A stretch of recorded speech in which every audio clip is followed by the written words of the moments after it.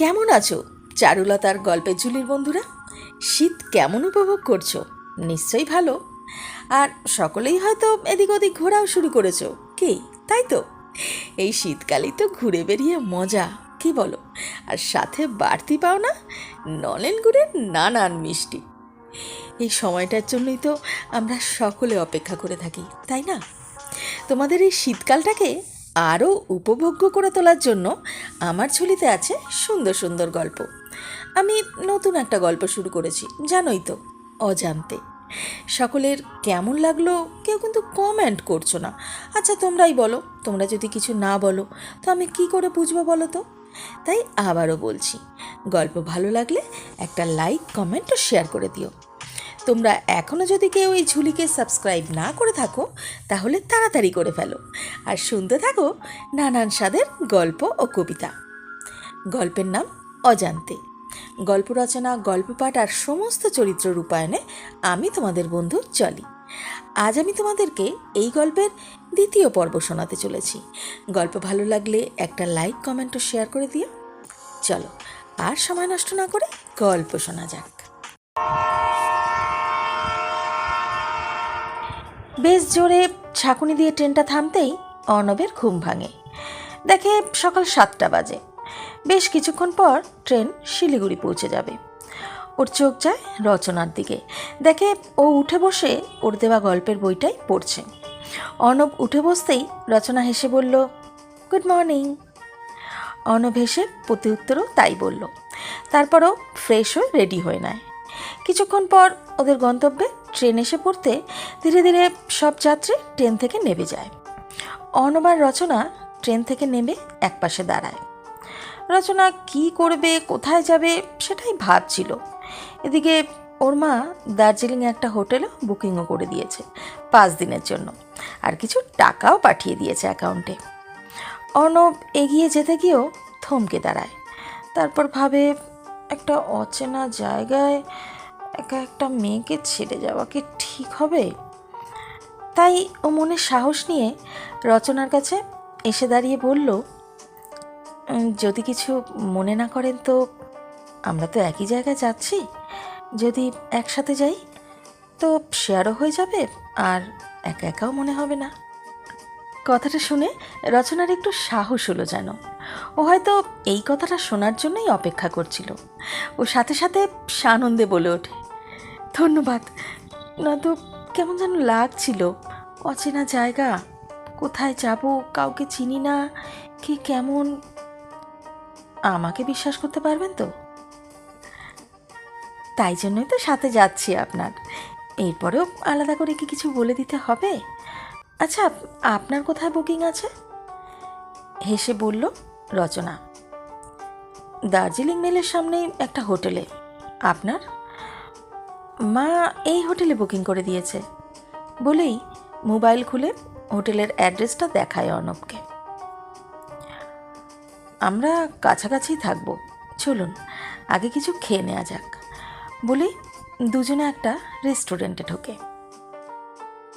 দুজনে কিছু খেয়ে একটা শেয়ার গাড়িতে উঠে বসলো।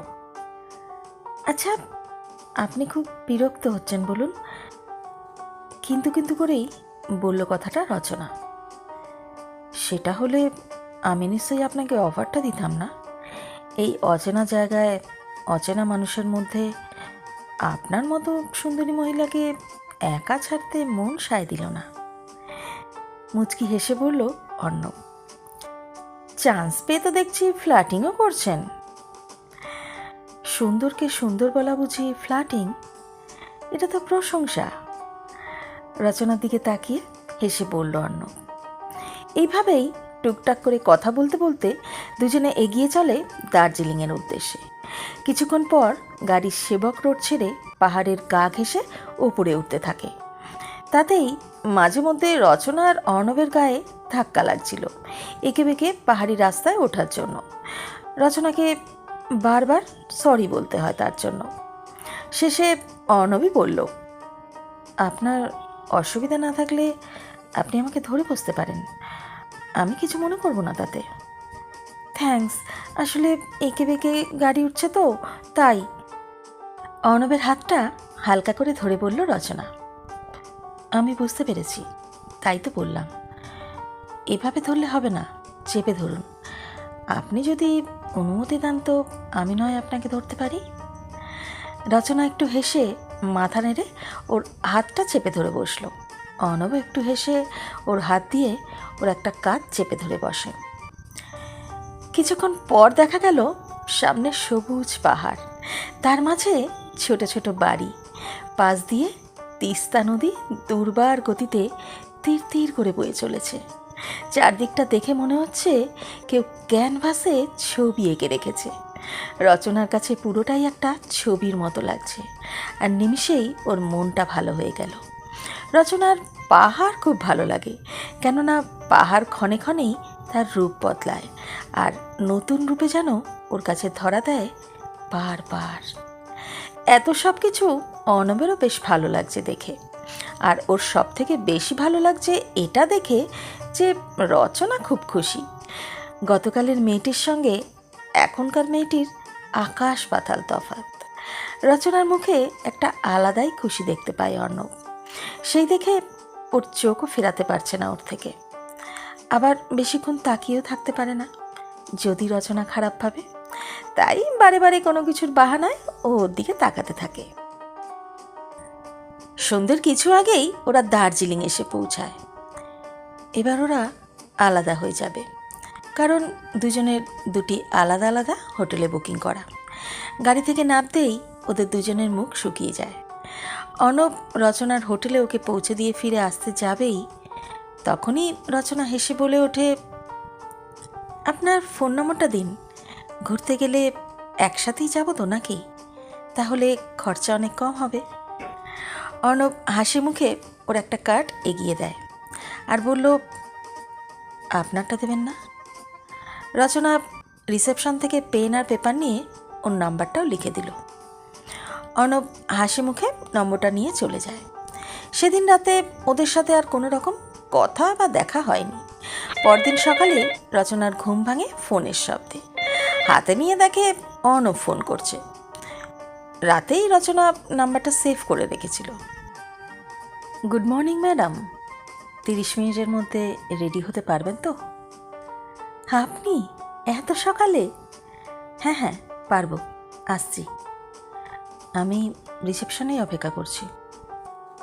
কল কেটে রচনা লাজুক হেসে লাফিয়ে ওঠে, তারপর দৌড়ে রেডি হতে চলে যায়। রচনা রেডি হয়ে নিচে নামতেই অর্ণবর দিকে নিষ্পলক তাকিয়ে থাকে। আজ রচনা একটা ব্ল্যাক জিন্স আর অলিভ রঙের পুলওভার পরেছে, তার উপর একটা সিপলেস জিন্সের জ্যাকেট। মুখে তেমন প্রসাধনের ছোঁয়া নেই, শুধু চোখে হালকা কাজল আর ঠোঁটে লিপ বাম। চুলটা পনিটেল করা, কানে একটা ছোট্ট দুল, পায়ে কাপড়ের শু, মাথার ওপর সানগ্লাসটা রাখা। এই সাধারণ সাজেই আজ রচনাকে অসামান্য লাগছে অর্ণবের চোখে। চলুন, বেশি দেরি হয়নি তো? অর্ণবের সামনে এসে হাসি মুখে বলল রচনা। রচনার কথায় অর্ণব বর্তমানে ফিরে আসে, নয়তো ও কোনো এক স্বপ্ন রাজ্যে হারিয়ে গিয়েছিল। বর্তমানে ফিরে অর্ণব হেসে বলল, একদমই না, একদম সময় এসেছেন। আমি শেয়ার গাড়িকে বলে রেখেছি, চলুন, গাড়ি একটু পরেই ছাড়বে। গাড়িতে উঠতে যাবেই তখনই হঠাৎ অর্ণবের ফোনটা বেজে ওঠে। ওর ফোনটা আসতেই ও রচনার থেকে অনুমতি নিয়ে একটু অন্যদিকে চলে যায়। ফোনটা ধরে ও বলল, হ্যাঁ মা বলো। ওপাশ থেকে কিছু শোনা গেল না, শুধু অর্ণবকে বলতে শোনা গেল, ঠিক আছে আমি দেখে নিচ্ছি। তারপর ও নেট অন করে কিছু দেখার চেষ্টা করে, কিন্তু পাহাড়ে ইন্টারনেটের খুব সমস্যা, তাই ও বেশ কিছুক্ষণ অপেক্ষা করেও কিছু দেখতে পেল না। তাই ও রেগে গিয়ে ফোনটা বন্ধ করে দেয়। কিন্তু ওর মনটা বেশ খারাপ হয়ে যায় ওর মার সাথে কথা বলার পর। অর্ণব তাড়াতাড়ি আসুন, গাড়ি ছাড়বে। হঠাৎ রচনার ডাকেই অর্ণবের সংবিত ফেরে। ও সাথে সাথে মাথা নেড়ে হাসি মুখে ওর দিকে তাকিয়ে গিয়ে গাড়িতে উঠে বসে। তারপর ওরা সারাদিন আশেপাশের জায়গা ঘুরে বেরিয়ে বিকেলে মেলে এসে বসে। ওরা আজ সারাদিন ঘুরতে ঘুরতে আপনি থেকে তুমিতে এসেছে। প্রথমে প্রস্তাবটা অর্ণবী দেয়। লাঞ্চ করতে যাওয়ার সময় অর্ণব রচনার দিকে তাকিয়ে বলল, একটা কথা বলবো? হ্যাঁ বলুন না। আমাদের দেখা হয়েছে 24 ঘন্টার ওপর হয়ে গেছে, তার ওপর আমাদের রিলেশনটা বন্ধুর মতোই হয়েছে। তাই বলছিলাম আমরা একে অপরকে যদি তুমি বলে। Many many thanks. আমিও অনেকক্ষণ ধরে ভাবছিলাম এই কথাটা বলবো তোমাকে, কিন্তু তুমি কি ভাববে আমার সম্পর্কে তাই বলতে পারিনি। উচ্ছ্বাসিত হয়ে বলল রচনা। অর্ণব রচনার হাসি মুখটা দেখে বলল, জানো, তোমাকে যখন প্রথম দেখি তখন বেশ অহংকারী মনে হয়েছিল, কিন্তু ধীরে ধীরে তোমাকে যত জানছি ততই মনে হচ্ছে তুমি খুব সরল মনের। তোমার ভিতরে এখনও ছোট বাচ্চাটা রয়েই গেছে। সরি, তখন আমার মাথা ভীষণ গরম ছিল। জানো, পাপা তার কোন এক বন্ধুর ছেলের সাথে আমার বিয়ে ঠিক করে ফেলেছে, আমাকে না জিজ্ঞেস করেই। এই কথা শুনে কার মাথা গরম হবে না বলো? কে না কে, চিনি না জানি না, এভাবে বিয়ে হয়? তুমি হলে পারতে বলো? অর্ণব রচনার কথা শুনে একটা দীর্ঘ নিঃশ্বাস ফেলে বলল, আমার হালও তোমার মতোই। বাড়ির পছন্দ করা মেয়েকেই বিয়ে করতে হবে, নয়তো বাড়িতে থাকতে দেবে না। শুনছিলে গল্প অজান্তে। কেমন লাগলো বন্ধুরা গল্পের এই পর্বটি? ভালো লাগলে চ্যানেলটি সাবস্ক্রাইব করে বেল আইকন প্রেস করে দিও, তাহলে সবার আগে গল্প পৌঁছে যাবে তোমার কাছে। গল্পের পরের পর্ব নিয়ে খুব তাড়াতাড়ি হাজির হব। ভালো থেকো, টাটা।